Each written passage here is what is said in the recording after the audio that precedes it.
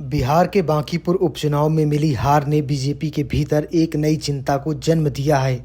Party के कई नेताओं को डर है कि अगर समय रहते हालात नहीं संभाले गए तो बिहार में दिखी नाराजगी की यही तस्वीर उत्तर प्रदेश में भी दोहराई जा सकती है। चिंता का केंद्र है बीजेपी का पारंपरिक सवर्ण वोट बैंक, जिसके एक हिस्से में केंद्र सरकार के कुछ फैसलों को लेकर नाराजगी बढ़ती दिखाई दे रही है। 2027 के यूपी विधानसभा चुनाव से पहले यह स्थिति मुख्यमंत्री योगी आदित्यनाथ और बीजेपी के लिए किसी अलार्म बेल से कम नहीं है। तो क्या है नाराजगी, क्या है समस्या, सब कुछ आपको इस वीडियो में विस्तार से दिखाएंगे। इस नाराजगी की जड़ में यूनिवर्सिटी ग्रांट कमीशन यानी यूजीसी के नए नियम हैं, जो इसी साल जनवरी में उच्च शिक्षा संस्थानों में जात आधारित भेदभाव खत्म करने के उद्देश्य से जारी किए थे। हालांकि ऊंची जाति के छात्रों के एक बड़े तबके ने इन नियमों का विरोध किया। उनका आरोप था कि नियम आगे चलकर जातिगत विभाजन बढ़ा सकते हैं और जनरल कैटेगरी के छात्रों को परेशान कर सकते हैं। मामला सुप्रीम कोर्ट तक पहुंचा और कोर्ट ने नियमों पर रोक लगा दी।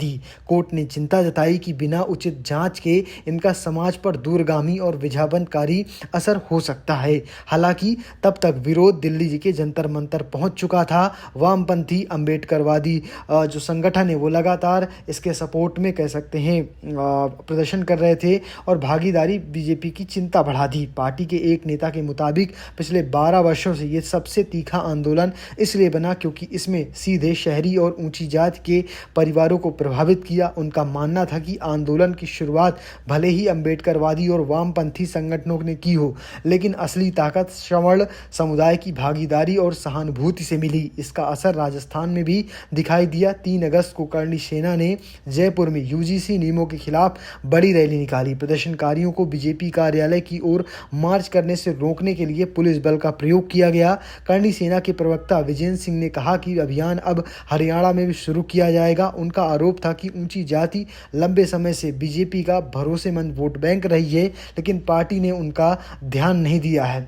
यूपी के बीजेपी नेताओं की चिंता इससे भी ज्यादा गंभीर है। ब्राह्मण और ठाकुर समुदाय से आने वाले कई नेता मान रहे हैं कि यूजीसी नियमों को लेकर अपने समुदाय के लोगों को समझाना मुश्किल हो रहा है। सुल्तानपुर के एक ब्राह्मण नेता के मुताबिक अगले लोग सवाल करते हैं कि जब ओबीसी और दलित वर्ग का साथ बीजेपी को नहीं मिला था, तब ऊंची जातियों ने ही राम मंदिर आंदोलन से लेकर बूथ स्तर तक पार्टी को खड़ा किया। ऐसे में वही पार्टी ऐसा फैसला क्यों करे जिससे उसे नुकसान महसूस हो। प्रतापगढ़ के एक ब्राह्मण नेता की राय कुछ अलग है। उनका मानना है कि नाराजगी के बावजूद सवर्ण वोटर अंततः बीजेपी के साथ रह सकता है, लेकिन यदि कोई पार्टी का हिस्सा दूर हुआ तो वो बीएसपी की तरफ जाएगा, क्योंकि ब्राह्मण समुदाय सपा के साथ सहज नहीं माने जाते हैं। साध्या से एक सवर्ण नेता ने पार्टी की रणनीतियों पर सवाल उठाते हुए कहा कि यूजीसी नियमों और पेपर लीक जैसे मुद्दे बीजेपी पदाधिकारियों को जवाब देने में असहज करते हैं। उनका मानना था कि तत्कालीन शिक्षा मंत्री धर्मेंद्र प्रधान को पेपर लीक के दबाव में इस्तीफा देने के बजाय यूजीसी नियमों के मुद्दे पर इस्तीफा देना चाहिए था, जिससे सवर्ण समुदाय के बीच एक सकारात्मक संदेश जाता।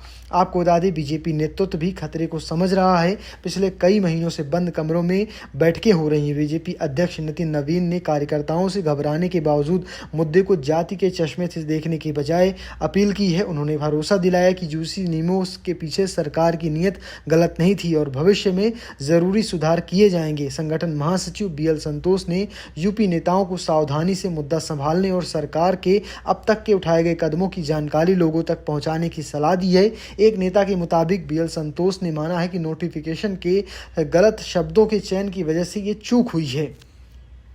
ये पहली बार नहीं है जब बीजेपी को ठाकुर और सवर्ण नाराजगी का सामना करना पड़ रहा है। 2024 लोकसभा चुनाव से पहले टिकट बंटवारे को लेकर भी ठाकुर समाज में असंतोष था और उन्हें लगा कि उनकी जात की उम्मीदवारी को पर्याप्त मौका नहीं मिला। नतीजतन यूपी में बीजेपी की सीटें 2019 की 62 से घटकर 33 रह गई। मुजफ्फरनगर, सहारनपुर, कैराना में नाराजगी का असर दिखा, जबकि मेरठ और मथुरा में जीत का अंतर काफ़ी कम हुआ। पार्टी सूत्रों के अनुसार पूर्वी यूपी में भी इसका इसका कुछ प्रभाव देखने को मिला। ऐसे में बांकीपुर की हार ने बीजेपी को एक बड़ा संकेत दिया है। यूपी, बिहार, राजस्थान में सवर्ण समुदाय की एक हिस्से में बढ़ती नाराजगी फिलहाल पार्टी के लिए चेतावनी है। अब सबसे बड़ा सवाल यही है कि योगी सरकार और बीजेपी नेतृत्व 2027 से पहले इस नाराजगी को संवाद और भरोसे के साथ थाम पाती है या फिर नहीं। अगर असंतोष के बदले वोट टूटता है तो बीजेपी को उत्तर प्रदेश में जोरदार कह सकते हैं झटका लग सकता है। आप कैसे देखते हैं इसे कमेंट बॉक्स में लिखना और पेज को फॉलो करना, चैनल को सब्सक्राइब करना बिल्कुल भूलना। धन्यवाद।